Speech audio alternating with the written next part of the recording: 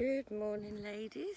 I just thought I'd come in and say hello and show you the beach, which I am lucky enough to live by, in a place called Wells next to sea in North Norfolk with my little dog. And I wanted to talk about the habits that we have. Some of us have habits. I posted a video about alcohol in our free group, She Connects, the other day, and one of the ladies commented on how she didn't drink anymore and hadn't for 20 years, and that her struggle now was food.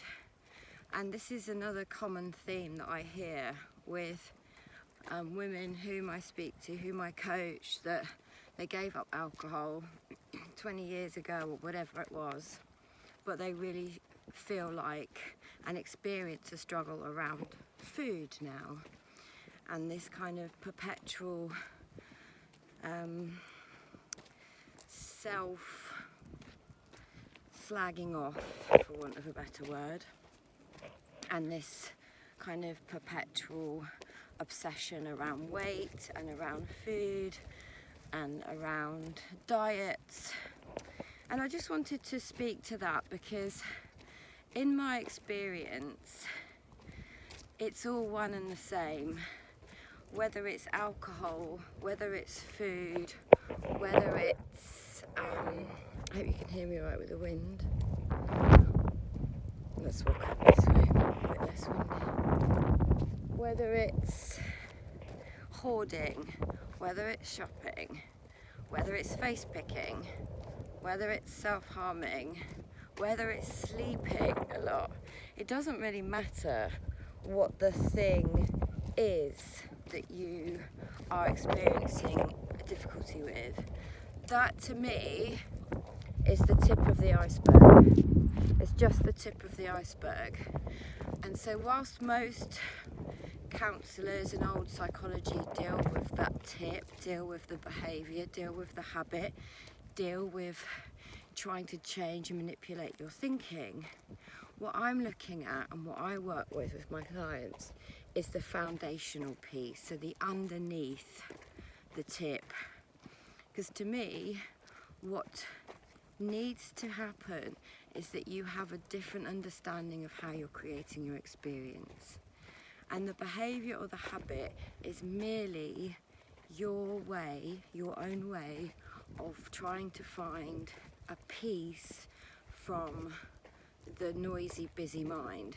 If you've got familiar thoughts about diets that you may have been in for decades, that's because it's familiar, and there's a physiological, biochemical reason why that happens.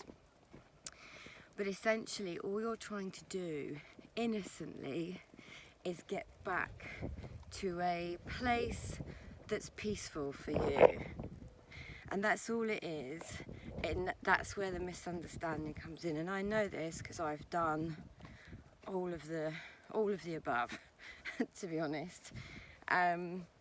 So I just wanted to kind of say, if I do these videos and the title doesn't resonate with you, i.e. I did one on alcohol and that doesn't resonate with you, what I'm pointing to is always going to be the same thing. It's always going to be pointing to you having a misunderstanding about your experience and where it's coming from. You're not broken. There's nothing wrong with you. There's nothing that needs fixing.